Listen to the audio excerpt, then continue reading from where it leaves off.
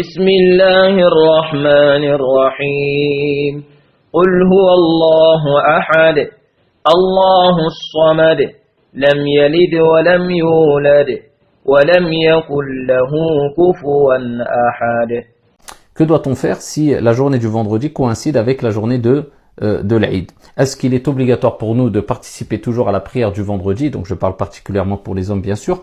Ici, est-ce qu'il est obligatoire de participer toujours à la prière du vendredi alors que nous avons accompli la prière de l'Aïd? Oui ou non? Alors, Al-Jumhur, la majorité des savants et des écoles juridiques, ça c'est l'avis dans l'école de l'imam Malik, Al-Shafi'i, Abu Hanifa, ils considèrent qu'à partir du moment où la personne a participé à la prière de l'Aïd et qu'il fait partie des habitants de la ville, il a une certaine proximité de la mosquée, et qu'il n'a pas d'excuse valable pour rater la prière du vendredi, il est obligatoire pour lui aussi de participer à la prière du vendredi.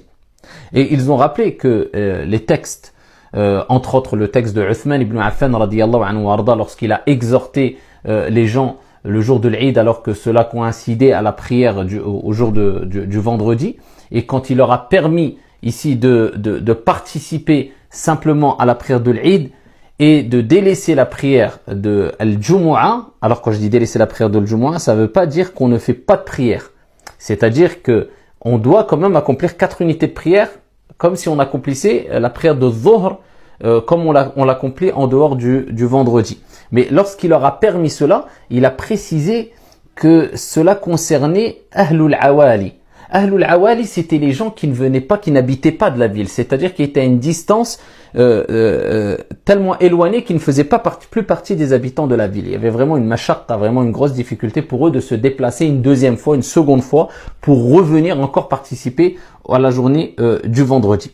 Et ça, les 3 écoles sont d'accord sur cela. Par contre, dans l'école de l'imam Ahmed, rahmatullahi alayh, eh bien, eux considèrent, ils ont utilisé des textes, ils considèrent que celui qui a une excuse ou pas d'excuse, d'accord, c'est-à-dire que même si, quand on parle d'excuse ici, c'est même s'il fait pas partie des habitants de la ville, même s'il fait partie des habitants de la ville, pardon, et il a participé à la prière de l'Aïd, eh bien, ils disent tout simplement, pour lui, ce n'est plus obligatoire de faire la prière du vendredi. Et ils ont utilisé des paroles de compagnons, radiyallahu anhum wa ardahum, qui sont bien sûr authentiques, mais les autres et la majorité ont répondu et ont rappelé que, ici, ces textes et ces paroles générales, eh bien, on doit les renvoyer ici à l'exception faite pour Ahlul Awali. C'est-à-dire les gens, comme l'a dit Uthman ibn Affan, il a bien précisé dans le texte qui a mentionné aussi dans le Muwatta de l'imam Malik rahimahullah ta'ala et dans d'autres recueils de hadith, eh bien Uthman a précisé que c'était pour les gens qui habitaient loin de la mosquée, loin des villes. Et bien là, à ce moment-là, pour eux, eh bien s'il y avait une gêne, s'il y avait une difficulté, ils avaient le choix. Celui qui voulait, il pouvait participer. Celui qui ne voulait pas, il ne pouvait pas. Il pouvait délaisser la prière du vendredi en groupe et se limiter à faire 4 unités de prière. Il y a une minorité de savants qui vont jusqu'à même dire, non seulement celui qui a prié Salat al-Eid, eh bien, il n'est plus obligatoire pour lui de prier Salat al-Jumu'ah, mais en plus de cela, il ne prie même pas Salat al-Dhuhr. Le fait d'avoir prié Salat al-Eid, eh bien, ça lui suffit car il a l'intention de réunir Salat al-Eid et Salat ici à Dhuhr. Et ça, c'est un avis minoritaire. Donc, ici, la majorité des écoles juridiques, et l'avis dans l'école de l'imam Malik, rahimahullah ta'ala, que je suis, eh bien, c'est que toute personne qui habite dans la ville où, eh bien, a lieu la prière de l'Eid et la prière du vendredi, eh bien, elle doit obligatoirement participer à la prière du vendredi, même s'il a participé à la prière de l'Eid, qui est une sunna fortement recommandée, mu'akkada.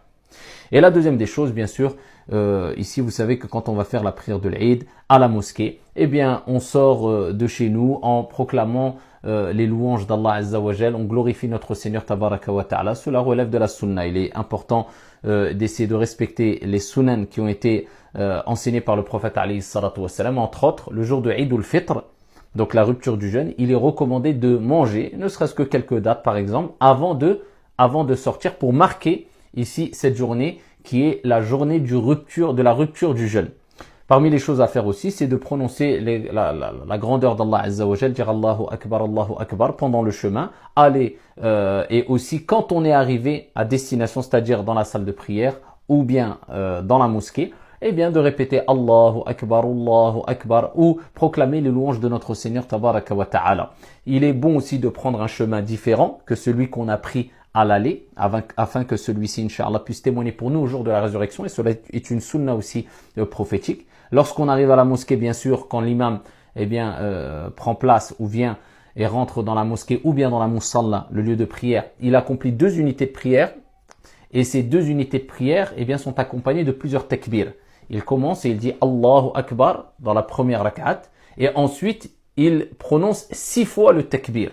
Allahu Akbar, Allahu Akbar, Allahu Akbar. D'accord? Et les croyants et les musulmans aussi derrière prononcent le takbir 6 fois. Donc 6 fois sans compter le premier takbir. Et dans la deuxième unité de prière, il se relève donc du sujoud en disant Allahu Akbar, et ensuite il prononce 5 fois le takbir. Et il y a des divergences sur cette question-là, il n'y a pas de mal de prendre d'autres avis. Ça c'est al-mashhur dans l'école de l'imam Malik. Et après ces takbirat, bien sûr, il récite al-Qur'an.